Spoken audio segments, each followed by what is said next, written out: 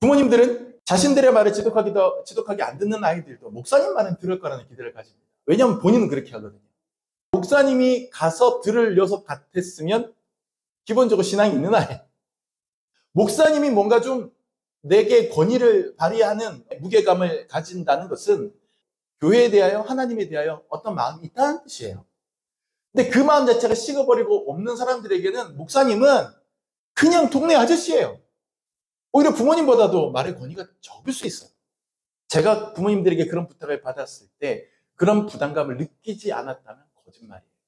근데 그런 무력감이나 부담감이 생길 때 제가 그것을 어떻게 극복하고 이겨내고 그 아이들에게 다가가서 말을 전했는지 아십니까? 저는 이렇게 생각했어요.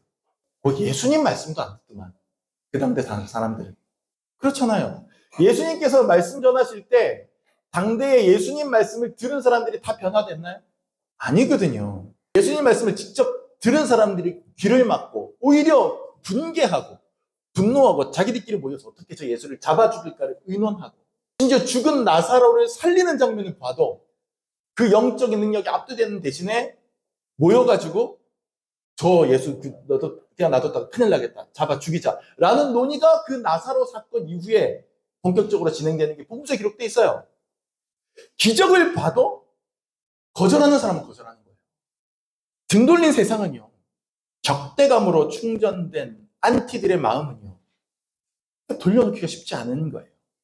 그러니 여러분이 행여 누군가에게 복음을 전했는데도 그가 설득되지 않고 반응이 그렇게 기대했던 만큼 나오지 않는다고 해서 절대로 자책하거나 절망하지 마시기 바랍니다. 우리의 사명은 열심히 전하는 데 있어요. 우리가 노력하고 기도하면서 정말 간절하게 전했다면 그 실패의 책임 하나님께서 우리에게 묻지 않으실 거예요.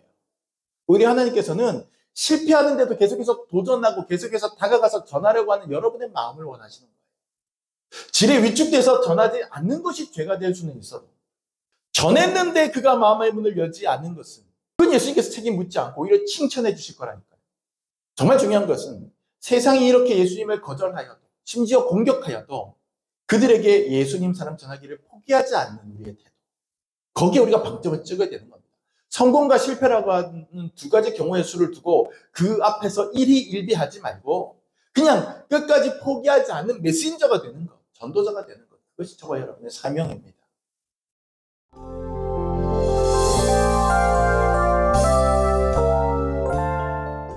대통령 선거가 이번 주 중에 있죠. 여러분 사전투표도 다 하셨습니까? 저는 했어요. 저는 했는데 일단 선거철이 되면은 사람들 보면 이렇게 나누어지는 것 같습니다.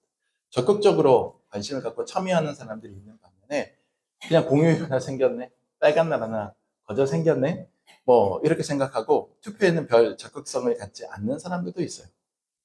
그런 분들은 어떤 면에서는 이 세상이 어떻게 돌아가든 별 관심이 없는 사람들이다. 이렇게 얘기해도 맞는 건지 모르겠습니다만은 그런 생각이 얼핏 들기는 합니다. 그러니까 어쩌면 그 사람들은 또 다르게 보면 야, 내가 이 한 표 던진다고 이 망할 놈의 세상이 뭐 좀 달라지겠어? 하는 일종의 열패감? 무력감? 그런 것들의 발로일 수도 있겠다. 그런 생각도 해봅니다. 하지만 그렇게 생각하고 행동하는 것은 스스로 이 세상을 바꾸어 나갈 기회를 포기하는 것이나 마찬가지입니다. 그렇다고 이해 못할 건 아니에요. 포기해놓고 그런 생각 가질 만도 하죠. 왜냐하면 이 세상이 돌아가는 것은 너무나도 그 시스템이 견고해서 내가 표 한 장 던진다고 바뀔 것 같지 않다. 그러니 애정이 있어도 의욕이 상실되는 그런 상황일 수 있죠. 그런 마음 이해할 수는 있지만 그렇다고 해서 바른 태도라고는 할 수 없습니다. 변하지 않을 것 같은 세상을 포기하지 않고 계속해서 끊임없이 두드렸던 많은 사람들의 노력이 모이고 모여서 오늘날 우리가 살고 있는 이 사회를 만들었어요. 그런 노력들이 없었다면 이 사회는 여기까지 발전해 올 수 없었던 것도 분명한 사실입니다. 당장은 변화가 없는 것 같고 무가치해 보여도 포기하지 않는다는 그 태도 하나 때문에 세상은 미세하게 방향을 바꾸기 시작하는 거죠. 제가 전도하자라고 강조할 때도 여러분 전도해서 아무리 전도해도 열매가 보이지 않아도 해야 되는 것은 그것이 당장에 내가 그 열매로 하나님 앞에 가지고 오지 않아도 그렇게 한번 시도해보고 노력해보고 포기하지 아니하고 나아가는 나의 태도가 달라져요. 내 신앙의 마인드가 달라진다. 그렇기 때문에 하나님. 자, 오늘은 평소와는 달리 오늘 설교 말씀의 결론을 아예 두 갈씩으로 딱 명토 박아서 시작해놓고 출발해 보려고 합니다. 오늘 메시지는 한마디로 하나님에게 등 돌린 세상이라도, 그런 세상의 사람들이라도 우리 결코 포기하지 말자. 이것이 오늘의 메시지입니다. 오늘 제가 전해드리려고 하는 이 메시지를 담은 오늘의 본문은 소위 말하는 고별담화라고 하는 것이에요. 고별담화. 고별담화라고 하는 것은 제가 13장부터 넘어오는 긴 요한복음의 본문을 다룰 때마다 제가 설명을 드렸기 때문에 저도 다 아시겠지만 다시 설명을 드리면, 예수님께서 십자가에 못 박히시기 위하여 고난의 길을 가시는 첫 스타트가 이제 기도하러 가셨다가 가룟 유다의 배신으로 잡히시는 거잖아요. 그 잡히시던 날 밤에 기도하러 산에 가기 전에 먼저 제자들과 함께 마지막 만찬을 하십니다. 우리 흔히 최후의 만찬이라고 하는 그 최후의 만찬 석상에서 있었던 여러 가지 이야기들이에요. 마태복음, 마가복음, 누가복음은 사건 중심으로 기록을 했어요. 이 세 개 복음은 공간복음서라고 해서 사건 중심, 그리고 그 중심에 이날 있었던 사건을 바로 최후의 만찬, 즉 성만찬의 제정을 핵심으로 제시합니다. 그런데 요한복음은 비교적 후대에 기록된 복음서거든요. 그러니까 앞서서 이미 나왔던 마태복음, 마가복음, 누가복음이 기록해놓은 그 사건을 굳이 재반복할 필요를 못 느꼈던 것 같아요. 그래서 요한복음 기자는 오히려 마태복음, 마가복음, 누가복음이 빠뜨렸던, 누락했던 그날의 그 자리의 기록들을 싹 모아서 여기에 놓아두었는데, 이게 오히려 마태, 마가, 누가복음의 그날 밤의 사건보다 훨씬 더 길어요. 몇 장이나 돼요. 요한복음에 나오는 그 몇 장은 마태, 마가, 누가복음에 나오는 그날 그 마가다 다락방에서 있었던 그 사건 중에 성만찬, 그 핵심 사건인 성만찬 아예 다루지를 않아요. 오히려 그것 대신에 마태, 마가, 누가복음에는 나오지 않는 또 다른 하나의 의식을 다룹니다. 그게 세족식이에요. 허리에 수건을 두르시고 발을 씻는 세족식. 그리고 마태, 마가, 누가복음이 예수님이 그런 그 성찬을 제정하시는 어떤 의례에 집중한 반면, 요한복음은 굉장히 긴 설교로 돼 있어요. 그러니까 쉽게 말하면 예수님께서 이날 이제 제자들과 헤어지면 부활하신 다음이야 예수님 그 제자들을 다시 만나서 이런 시간을 가지시잖아요. 그전에는 이제 잡혀서 가시기 때문에, 그리고 십자가에 못 박혀 죽으시기 때문에 이렇게 진지한 얘기를 못해요. 그러니까 이 긴 얘기는 결국 뭐예요? 예수님 입장에서 보면 유언이나 마찬가지예요. 유언. 제자들에게 하고 싶은 유언. 그러니까 길게 그게 나와요. 그게 바로 이제 신학자들이, 신약학자들이 소위 고별담화라고 부르는 내용이 요한복음에 나오는 이 긴 본문입니다. 그리고 우리가 설교 끝나고 나면 목사님이 기도하잖아요. 같이 기도합니다 하고 마무리 기도가 끝내는 것처럼 예수님께서 쭉 제자들에게 여러 가지 이야기를 하신 다음에 하늘을 향하여 하나님 앞에 간절하게 기도하십니다. 오늘 우리가 읽은 본문은 이 고별담화의 뒷부분에서 예수님께서 설교를 끝내시고 하나님께 기도하는 내용의 일부분으로 우리가 읽은 거예요. 이제 이 자리가 파한 후에 예수님 기도하러 산에 가시고 고난의 길이 시작됩니다. 그러면 제자들 앞에서 예수님께서 소리내요. 특별히 그 제자들 위하여 기도하신다고 할 때 얼마나 간절하게, 얼마나 가슴 찡하게, 얼마나 뜨겁게, 얼마나 눈물 젖은 마음으로 기도했을까요? 이 기도는 얼핏 보면 남겨진 제자들을 위한 기도로 보입니다. 실제로 그렇습니다. 근데요, 조금 더 자세하게, 디테일하게 들여다보면 이날 예수님의 관심은, 예수님의 그 기도의 범위는 제자들을 위한 기도라고 하는 것이 어떤 외향적인 표피로 있고 있지만 내용적으로는 그 범위가 훨씬 더 넓은 것을 알 수 있어요. 제가 그걸 확인시켜 드릴게요. 먼저 20절 읽어보시죠. 내가 비옵는 것은 이 사람들만 위함이 아니요 또 그들의 말로 말미암아 나를 믿는 사람들도 위함이니. 여기 딱 예수께서 먼저 이렇게 시작하시죠. 여기 딱 하시죠. 내가 지금 기도하는데, 하나님 내가 지금 기도하는데 이것은 여기에 있는 이 사람들, 즉 남겨져 있는 제자들만 위해서 기도하는 게 아니에요.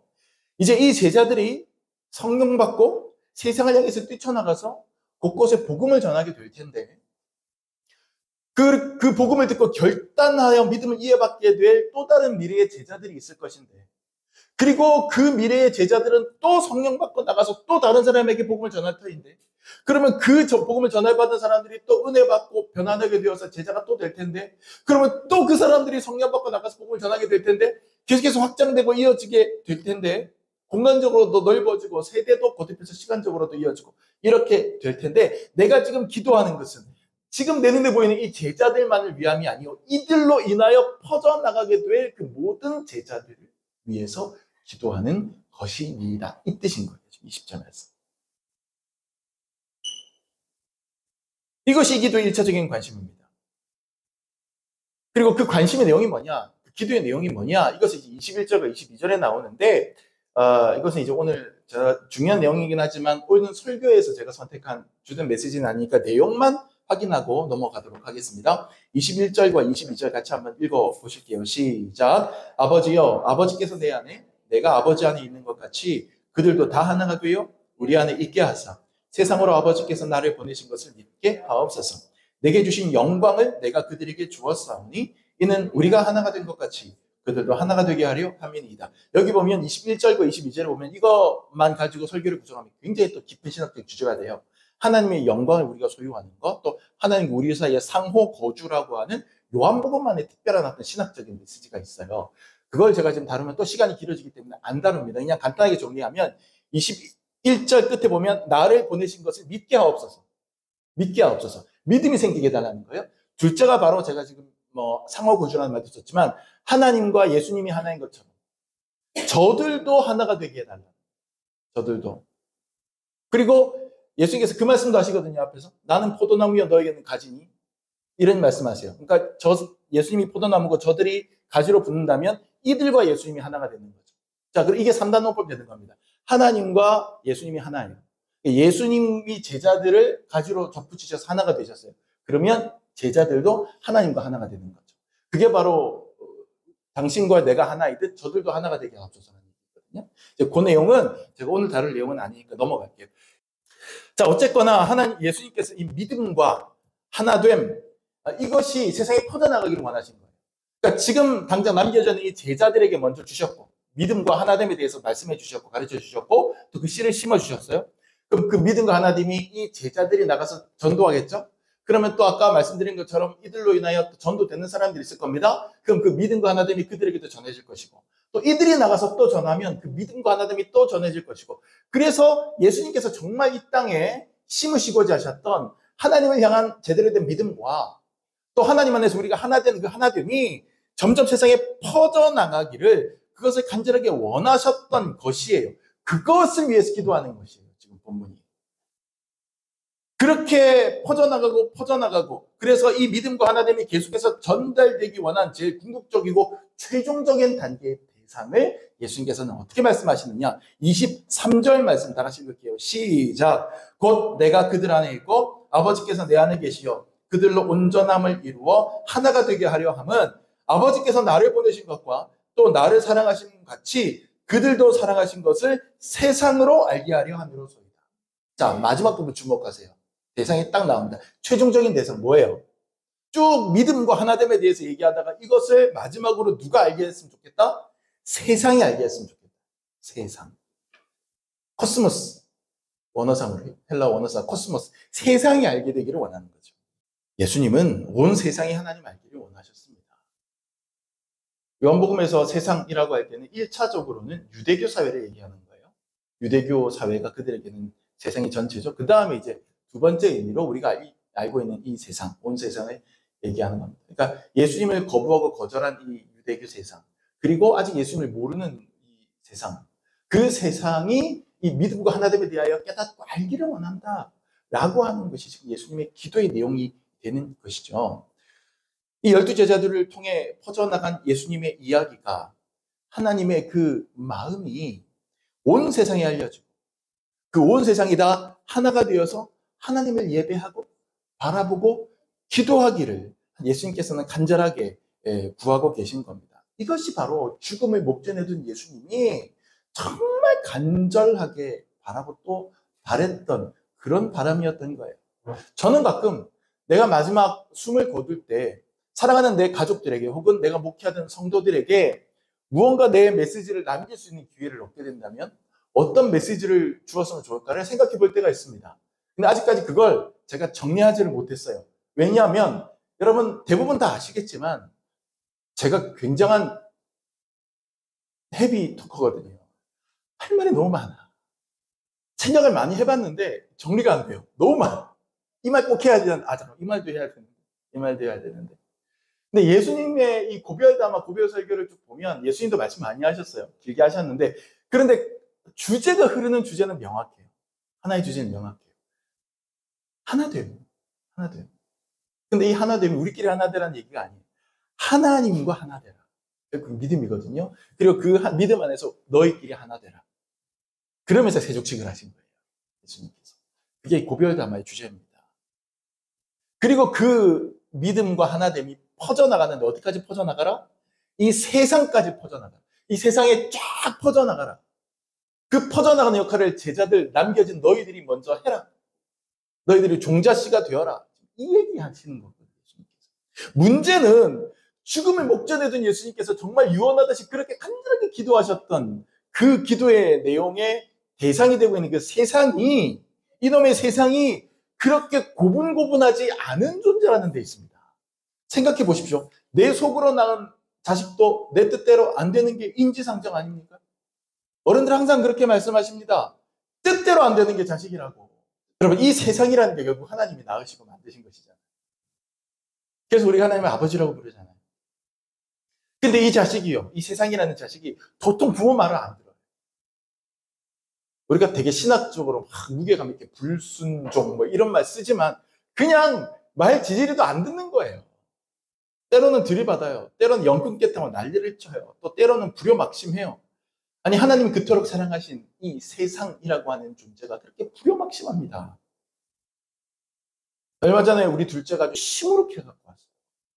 그래서 표정 딱 보면 알아요. 얼굴에 표정이 다 드러나는 캐릭터라.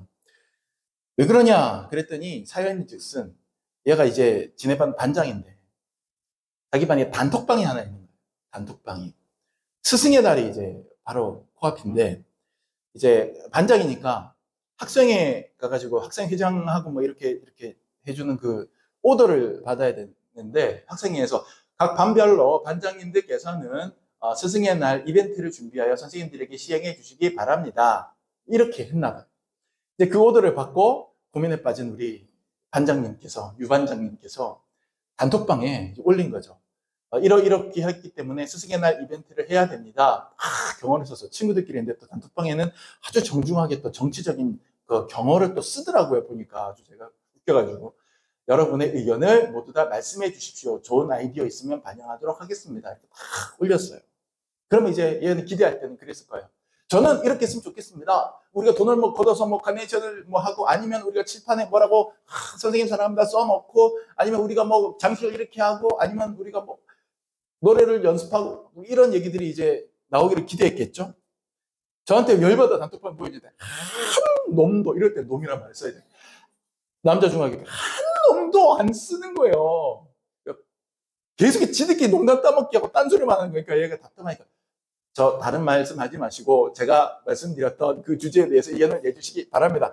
그러는데 또 아무도 안 내고 그중에 한 놈이 아주 뺀질거리는 녀석이 하나가 있었던 거예요. 걔가 말도 안 되는 엉뚱한 얘기를 한 줄씩 한 문장에 그 한 문장으로 그 카톡 하나씩 쓰는 거 있죠. 그걸로 계속해서 도배를 하는데 엉뚱한 얘기를 계속하는 거, 엉뚱한 얘기를. 네, 오히려 그냥 반전 열받게 하는 얘기를 계속해서 도배를 하는 거죠. 그러니까 이제 우리 아이가 열이 받아서 단톡방에 거기다 이제 이러시면 안 됩니다만 투로 이제 막 얘기를 이렇게 해놓고 씩씩대면서 이제 온 건데 제가 야 그래도 네가 반장인데 리더십을 발휘해야지. 그렇다고 너도 그렇게 단톡방에 이렇게 내색을 하면 어떻게 하냐라고 타박은 했으나 말은 그렇게 했지만 사실 제가 우리 아이 입장이라도 감정 절제하기는 쉽지 않았을 것 같아요. 그래서 제가 또 상상을 해봤어요. 만약에 제가 우리 교인들로 이루어진 단톡방이 있잖아요. 우리 교인들 단톡방에다가 여러분 이번 여름 수련회 때 어떤 프로그램을 했는지 좋겠는지 어떤 컨셉으로 수련했으면 좋겠는지 의견을 내주세요. 라고 진지하게 의견을 올렸는데 여러분 중에 뭔가 진지하게 의견 내는 사람은 한 명도 없고 대신에 어떤 분이 수련회 대신 방어회가 더 맛있어요. 뭐 이렇게 썼다고 쳐보세요. 키키키. 그러니까 또 다른 사람이 우리 수련회 말고 광어회 해요. 히히히. 그러니까 또 다른 사람이 오징어회, 문어숙회, 동창회, 운동회, 야유회, 뭐, 이렇게 도배한다고 생각해 보세요. 그렇게 수십 개가 쫙 도배가 올라가요. 그걸 생각해 보니까 열받더라고요, 저도. 예. 아니, 근데 진짜 이 세상이 하나님의 진지한 사랑 고백 앞에, 내미시는 그 손 앞에 그렇게 대하고 있지 않냐는 거예요. 그렇게 대하고 있지 않아요? 세상이? 하나님 말씀에 등 돌리고 앉아 있잖아요. 하나님을 아버지로 인정하지 않는 사람들이 넘쳐나잖아요. 교회와 성도들을 조롱하고 비웃는 세상 사람들이 얼마나 많습니까? 우리 교회가 또 그렇게 할 만한 빌미를 준 부분들은 일단은 그 예외라 하고 현상적으로 그렇잖아요. 예수님도 피해 당사자입니다. 예수님 그 사실 잘하셨어요. 그래서 25절을 보시면 예수님 이렇게 표현하십니다. 의로우신 아버지여, 세상이 아버지를 알지 못하여도 나는 아버지를 알았사옵고 그들도 아버지께서 나를 보내신 줄 알았사옵나이다. 자, 여기 있는 제자들은 알아. 하나님이 나를 보내셨고 하나님이 우리를 택하셨다는 걸 알아요. 근데 세상은 아버지를 알지 못해. 그러니까 예수님도 이 세상이 어떤 세상인지를 아시는 거예요. 세상의 아버지를 알지 못해요. 이 알지 못한다는 말에 두 가지 의미가 있죠. 첫째는 우선 소개받지 못해서 진짜로 모르는 경우가 있어요. 여러분이 잘 아는 분도 제가 모를 수 있어요. 여러분이 소개해 주지 않으시면. 그런 의미에서 알지 못한다는 뜻일 수 있어요. 또 다른 하나는 성경에서 많이 사용되는 또 다른 용법 중에 알지 못한다라고 하는 것은 그와 관계를 형성하지 않았다는 뜻일 수 있어요. 형성하기를 거부했다는 뜻일 수 있어요. 마음의 문을 닫고 거부해서 그 사람을 알지 못해. 나는 그 사람을 알지 못해. 진짜 예수님을 소개받지 못해서 알지 못하는 사람에게 예수님을 소개하는 것은 그래도 그나마 희망과 기대감을 우리가 가질 수 있습니다. 이 사람이 들으면 혹시 반응할지 몰라. 반응이 있을지 몰라. 좋은 반응이 기대할 수 있어요. 하지만 이미 예수님에 대해서 듣고 아는 사람들이 거부감으로 인하여 마음의 문을 닫는 것이라면 그런 의미에서 예수님을 알지 못한다는 사람들에 대해서는 우리가 아주 난감함을, 굉장히 좀 무력감을 느끼게 해요. 심지어 그들이 단지 받아들이지 않는 것을 넘어서 적대감을, 안티 성향을 드러내기도 하죠. 하나님이 세상을 이처럼 사랑하사 독생자를 주셨는데 바로 그 세상이 예수님을 못 박아 죽이고 그를 믿는 자들을 핍박하잖아요. 바로 그런 것처럼 말이죠. 당대의 예수님의 설교를 직접 들은 사람들 중에도 어떤 이들은 회심했지만 어떤 이들은 오히려 증오와 분노에 가득 찬 반응을 보였습니다. 이게 바로 고분고분하지 않은 세상의 어려움이에요. 제가 예전에 몇 번 말씀드렸던 것 같은데 예전에 제가 참 여러 번 겪은 일 중에 하나가 제가 큰 교회 교육 목사로 있었으니까 집사님, 권사님들이 근심이 가득해서 저를 찾아와서 이런 부탁들을 많이 하셔요. 우리 아이들이 어릴 때 꼬맹이 때는 교회 잘 나갔는데 중학교 가고 고등학교 가고 대학교 가니까 교회를 안 가고 하나님을 안 믿고 부인한다는 거예요. 내가 아무리 얘기를 해도 부모 말 안 들으니 목사님이 가서 좀 얘기를 해주시면 목사님 말씀은 듣지 않을까요? 그렇게 하고 막 부탁을 하시는 거죠. 그 마음 10분이 이해합니다. 또 목사가 그게 해야 될 일이기도 해요. 하지만 솔직히 얘기해서 당혹스러운 마음이 드는 건 사실입니다. 왜냐하면 부모님이 그렇게까지 말하고 고민해도 안 가는, 거부하는 아이들은 목사님이 간다고 변할 가능성이 그렇게 높지는 않아요. 왜냐하면 목사님이 가서 들을 녀석 같았으면 기본적으로 신앙이 있는 아이. 신앙이 없는 사람은 목사는 그냥 동네 아저씨예요. 아닌가요? 목사님이 뭔가 좀 내게 권위를 발휘하는 어떤 발언의 무게감을 가진다는 것은 이 사람에게 교회에 대하여 하나님에 대하여 어떤 마음이 있다는 뜻이에요. 근데 그 마음 자체가 식어버리고 없는 사람들에게는 목사님은 그냥 동네 아저씨예요. 오히려 부모님보다도 말의 권위가 적을 수 있어요. 그걸 제가 경험적으로 너무너무 많이 알았기 때문에 그런 부탁을 받으면 굉장히 부담을 느끼고 당혹스러웠던 게 사실이에요. 부모님들은 자신들의 말을 지독하게 안 듣는 아이들도 목사님 말은 들을 거라는 기대를 가집니다. 왜냐하면 본인은 그렇게 하거든요. 본인은 목사님이 말씀하시면 순종하니까. 신앙을 가지고 있는 사람이니까. 그리고 또 목사님은 무언가 영적인 분일 거라는 기대. 그래서 아이들을 뭔가 만나면 영적으로 막 압도할 거라는 어떤 그런 기대. 근데 그런 기대를 한 몸에 안고 아이들을 만난 제가 설득과 전도에 실패하면 영역 없고 부실한 목사가 되는 걸까요? 제가 부모님들에게 그런 부탁을 받았을 때 그런 부담감을 느끼지 않았다면 거짓말이에요. 굉장히 많이 느끼고 부담스러웠습니다. 어깨가 굉장히 무거웠어요. 힘들었어요. 근데 그런 무력감이나 부담감이 생길 때 제가 그것을 어떻게 극복하고 이겨내고 그 아이들에게 다가가서 말을 전했는지 아십니까? 저는 이렇게 생각했어요. 뭐 예수님 말씀도 안 듣더만. 그 당대 사람들은. 그렇잖아요. 예수님께서 말씀 전하실 때 당대의 예수님 말씀을 들은 사람들이 다 변화됐나요? 아니거든요. 예수님 말씀을 직접 들은 사람들이 귀를 막고 오히려 분개하고 분노하고 자기들끼리 모여서 어떻게 저 예수를 잡아 죽일까를 의논하고 심지어 죽은 나사로를 살리는 장면을 봐도 그 영적인 능력이 압도되는 대신에 모여가지고 저 예수 너도 그냥 놔뒀다가 큰일 나겠다. 잡아 죽이자. 라는 논의가 그 나사로 사건 이후에 본격적으로 진행되는 게 복음서에 기록돼 있어요. 기적을 봐도 거절하는 사람은 거절하는 거예요. 만약에 부모님들이 유목사가 아니라 예수님에게 예수님이 직접 말씀해 주시면 우리 말은 안 들어도 예수님 말씀이라면 듣겠죠 라고 말했다고 쳐봅시다. 제가 생각할 때 예수님도 굉장히 부담스러우셨을 것 같아요. 제 상상을 동원하자. 여러분 예수님 말씀을 직접 들은 사람들이 예수님을 십자가에 못 박은 거 아닙니까? 그러니 내가 데리고 와서 앉혀야 되는 내 빈자리가 아직 비어 있어도 그것 때문에 가슴 아파 눈물로 그를 위해 기도할 수는 있어도 그것 때문에 내가 위축되거나 힘이 빠지거나 해서 하던 일을 내려놓지는 마시기 바랍니다. 예수님께서도 그러셨어요. 이 고별담화에 여러분에게 아까 설명을 제가 드렸던 그 고별담화에 꽤 긴 그 본문에 시작이 어디냐? 요한복음 13장이거든요. 6월달 전엔 예수께서 자기가 세상을 떠나 아버지께로 돌아가실 때가 이른 줄 아시고 세상에 있는 자기 사람들을 사랑하시되 끝까지 사랑하시니라. 이 말씀으로 이제 담화가 시작되는 거예요. 근데 보세요.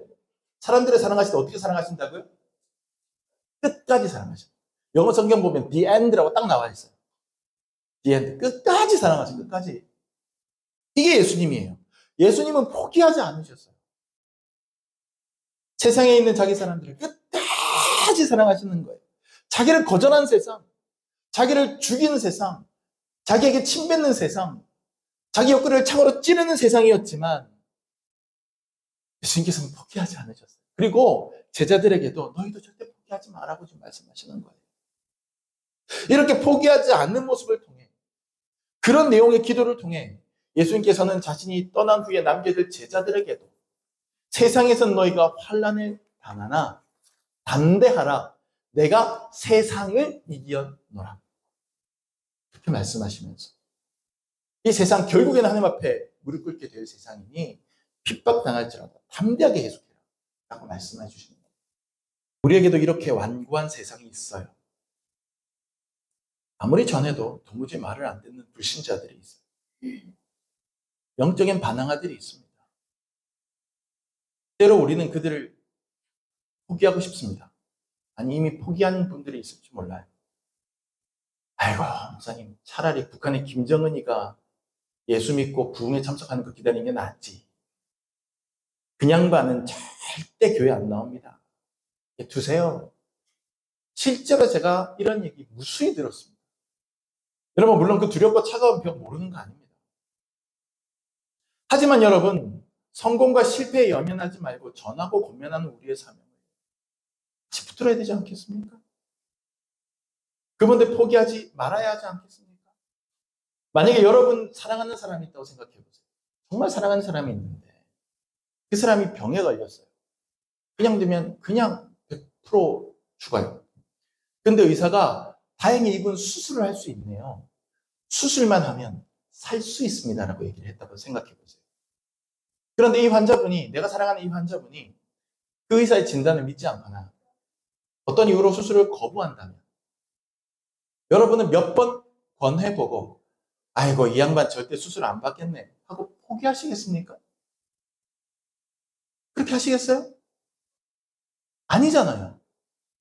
무슨 수를 써서라도 어르고 달래고 싹싹 빌고 때로는 혼내고 그러면서 수술 받게 하려고 난리난리 치지 않겠어요? 육신의 생명을 살리는 일이 그러하다면 영원한 생명을 얻게 하는 일은 말해 무엇합니까?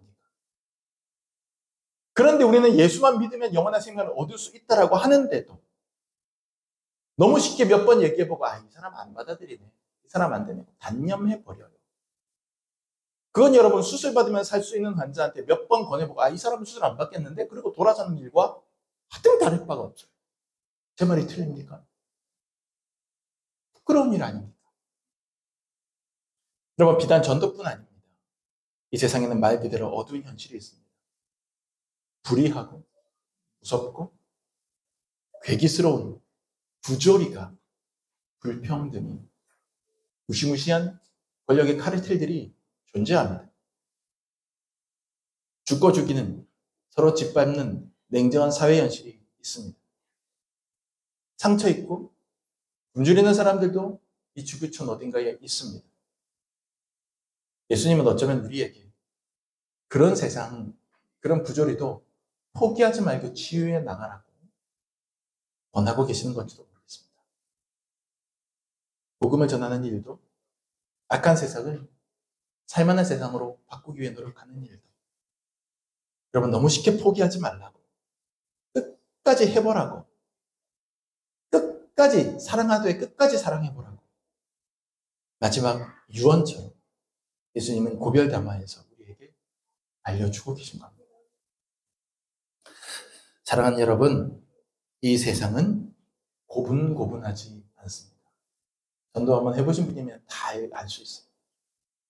하지만 그 고분고분하지 않은 세상, 예수님께서 자기 목숨 바쳐 끝까지 사랑한 세상이셨습니다. 그리고 우리에게 사랑하라고 숙제처럼 맡겨주시는 세상이었습니다. 우리 옆에 고분고분하지 않은 누군가가 있을지라도 그 역시 예수님이 자기 목숨을 던져 구하시려고 했던 영혼이라면 절대로 never, never, never give up 포기하지 마시기 바랍니다. 예수님의 기도에서 배우고 예수님의 사랑에서 용기를 얻어서 절대로 포기하지 않고 이웃과 세상을 사랑하는 멋진 사랑의 전도자들이 되시기를 예수님으로 축원합니다. 기도합시다.